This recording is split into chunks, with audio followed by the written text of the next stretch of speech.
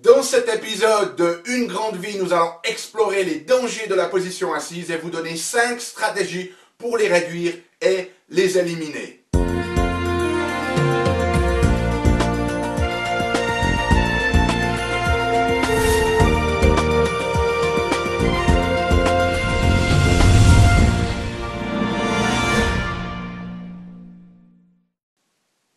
Parce que la vie est bien trop magique pour être petite, nous avons tous besoin d'un antidote contre la morosité ambiante, d'un remède contre la résignation et les broutilles du quotidien, et une prescription pour grandir en conscience et faire que nos rêves dévorent notre vie. Bienvenue à Une grande vie, je suis le Dr Yannick Pauly et comme toujours dans ces épisodes, je vous propose de découvrir et d'intégrer dans votre vie des solutions pratiques et pragmatiques pour grandir en conscience, qu'elle soit physique, qu'elle soit émotionnelle, qu'elle soit psychique ou qu'elle soit spirituelle, car c'est bien cette conscience qui est au cœur de notre évolution et d'une vie pleinement vécue. Alors dans cet nouvel épisode, j'aimerais parler avec vous, vous faire découvrir ou prendre conscience d'une activité que nous faisons tous les jours, mais dont nous ne réalisons pas les dangers. Et cette activité, c'est la position assise prolongée. Alors pendant très longtemps, au niveau de la science, mais on a fait énormément d'études sur l'importance du mouvement, d'une activité physique, du sport pour notre santé. Et on s'est rendu compte que le plus vous faites de sport, le mieux c'est pour votre santé dans tous les domaines, que ce soit au niveau physique ou dans la prévention des maladies, ou au niveau de votre bien-être émotionnel, psychique et même spirituel. Mais voilà, les choses sont que lorsque l'on s'est focalisé sur le mouvement, on a oublié une chose. Et cette chose, c'était qu'est-ce que l'on fait le reste du temps. Et le problème, c'est que ce qui est important, c'est de ne plus seulement juste faire du sport, mais aussi d'éviter la sédentarité que nous avons lorsque nous ne faisons pas de sport. Parce qu'en fait, la majorité des gens, qu'est-ce qu'ils font? Soit ils ne font pas de sport, soit ils font du sport, mais le reste du temps, eh bien, nous sommes assis toute la journée. Avez-vous déjà pris conscience du nombre d'heures que vous passez assis dans la journée? Vous vous levez le matin, au petit déjeuner, très certainement vous asseyez pour prendre votre petit déjeuner. Et puis ensuite, vous allez vous déplacer sur votre place de travail, en voiture ou dans les transports publics, et vous êtes à nouveau assis. Et puis ensuite, vous allez passer une grande partie de votre matinée à travailler en position assise. Et à votre pause, vous allez dîner, manger à midi, et puis vous allez être très certainement assis dans cette position-là. Et l'après-midi, vous revenez sur votre poste de travail, sur votre lieu de travail, à votre bureau peut-être, pour être assis de nouveau toute la journée. Et puis le soir, vous rentrez chez vous, au travers des transports, que ce soit en commun ou par vous-même, de nouveau assis dans votre voiture, ou dans un bus ou dans un train. Et puis vous passez à table, assis de nouveau, et puis ensuite vous allez vous mettre derrière la télé, assis sur le divan, ou peut-être que vous allez pianoter de nouveau sur votre ordinateur, assis. Et une fois que nous avons fini ça, qu'est-ce que nous faisons? Nous allons nous coucher en position d'inactivité. Donc voyez à quel point nous sommes devenus sédentaires. Et ce que la recherche montre, c'est que ce qui n'est pas seulement important, c'est la quantité d'heures de sport que vous faites chaque semaine, mais c'est qu'est-ce que vous faites le reste du temps. Et si vous êtes beaucoup assis, c'est un facteur de risque en lui-même.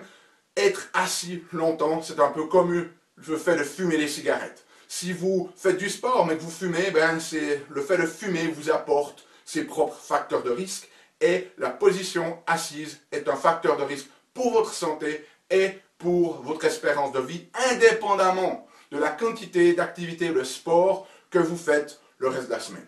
En fait, les études scientifiques sont très claires. La position assise prolongée augmente le risque de quasiment toutes les maladies, que ce soit les maladies cardiovasculaires, que ce soit le cancer, que ce soit l'hypertension, que ce soit la dépression, que ce soit la fatigue chronique, que ce soit les problèmes de dos, ça participe à tout. En fait, il a même été montré que dans certaines études, les personnes qui sont assises plus de 6 heures et en plus font peu d'activité ont un risque quasiment doublé de mourir de toutes les maladies durant la durée de cette étude. Une étude a même montré que pour chaque heure que vous êtes assis, vous réduisez votre espérance de vie de 22 minutes. En fait, les personnes qui sont assises plus de 6 heures par jour ont une espérance de vie qui est réduite de 2 ans par rapport aux personnes qui sont assises moins de 3 heures par jour. Donc vous voyez à quel point c'est important de prendre conscience de cette activité qui est devenue totalement automatique, totalement inconsciente, auquel nous ne faisons plus attention, et de mettre en place des stratégies intentionnelles, conscientes, pour réduire et prévenir les risques de cette position assise. Et ce que j'aimerais faire maintenant, c'est vous en proposer 5.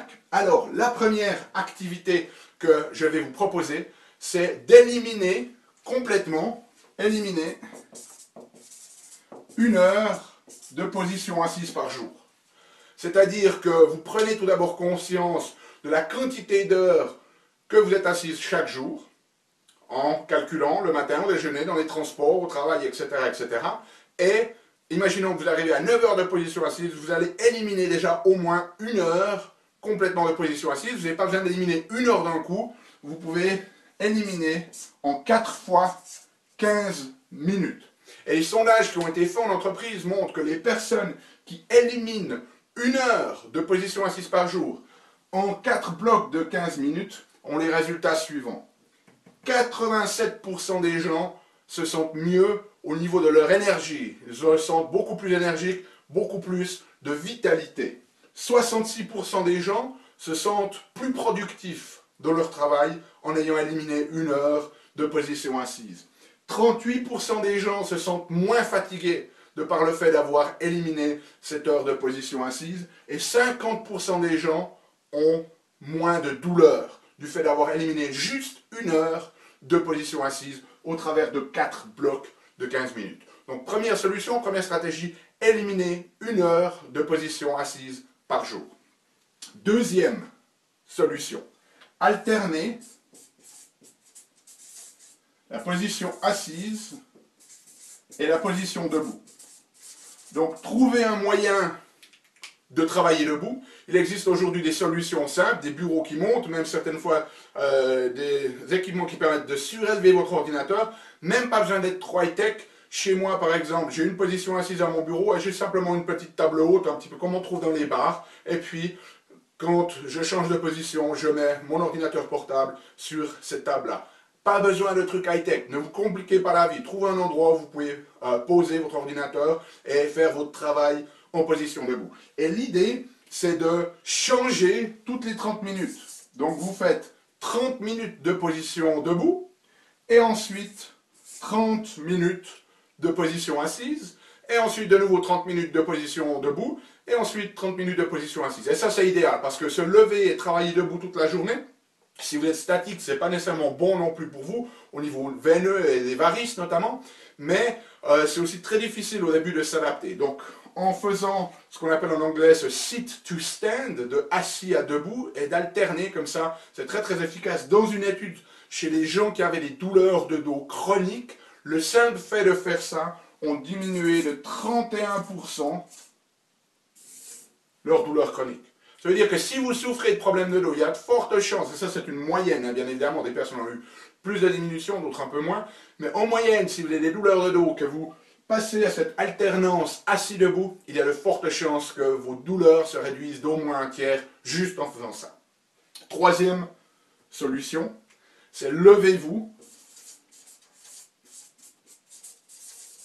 toutes les 20 minutes. Toutes les 20 minutes, vous devriez vous lever, même si c'est 1 minute, vous levez, bougez un petit peu votre corps, étirez, hein, faire un peu des mouvements. Mais si vous êtes assis toute la journée, tous les 20 minutes, vous devriez vous lever 1 minute, 30 secondes, même s'il faut, si vous n'avez pas trop le temps, mais juste vous lever comme ça. Et ça, c'est très important. Vous devriez même avoir un minuteur, parce qu'on oublie. Alors vous prenez votre iPod, vous prenez votre téléphone portable, nous avons tous maintenant des alarmes, toutes les 20 minutes, ça sonne, vous prenez 30 secondes, vous vous levez. Ok? Quatrième solution, il nous faut 30 à 35 changements posturaux par jour, ce qui correspond effectivement plus ou moins à se lever toutes les 20 minutes. 30 à 35. Pourquoi?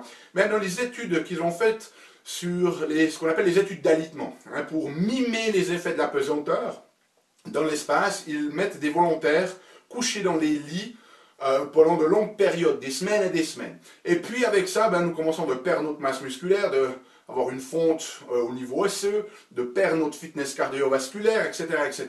Et ce qu'ils ont trouvé, c'est que s'ils mettent ces gens en position couchée, s'ils les laissent se lever et de se balader une demi-heure, ça va déjà diminuer les risques. Mais la manière la plus efficace de contrecarrer cette inactivité, parce qu'il faut comprendre, c'est que l'inactivité est extrêmement dangereuse en présence de la gravité, eh bien, le simple fait d'avoir ces changements posturaux crée une adaptation au niveau du corps qui permet d'empêcher les effets néfastes de cette position couchée prolongée. Et ils ont remarqué qu'il fallait avoir 30 à 35 changements posturaux dans la journée.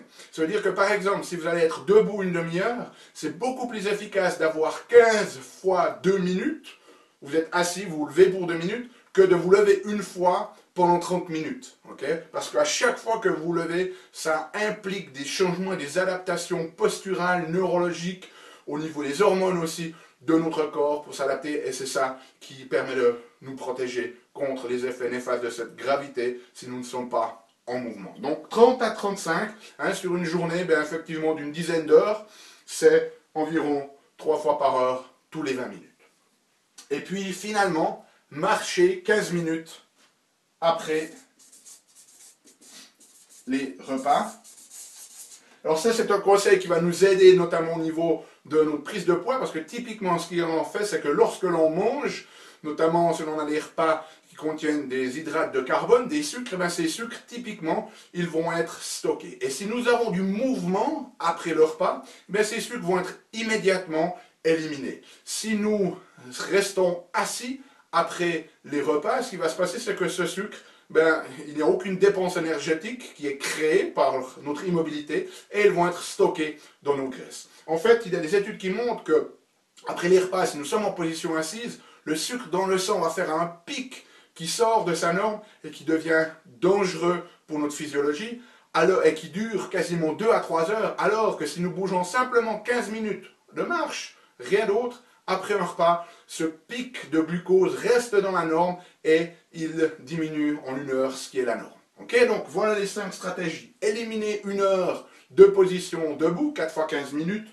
Alterner position assise, debout, tous les 30 minutes. Levez-vous toutes les 20 minutes. Faites 30 à 35 changements posturaux par jour. Et puis marchez une quinzaine de minutes après les repas. Ça va faire une différence fondamentale dans la manière dont vous vous sentez. Une fois de plus, souvenez-vous, nous parlons de conscience, c'est bien d'en prendre conscience, mais il va falloir l'appliquer pour avoir les bénéfices.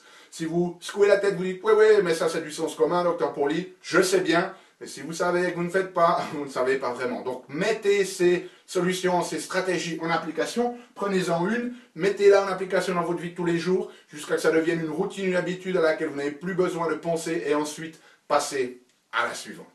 Mettez-les en place, vous allez voir que ça va radicalement changer votre bien-être. Et d'ici la prochain épisode d'une grande vie, eh bien n'oubliez pas, émerveillez-vous, aimez la vie, contribuez chaque jour un petit peu plus et vivez une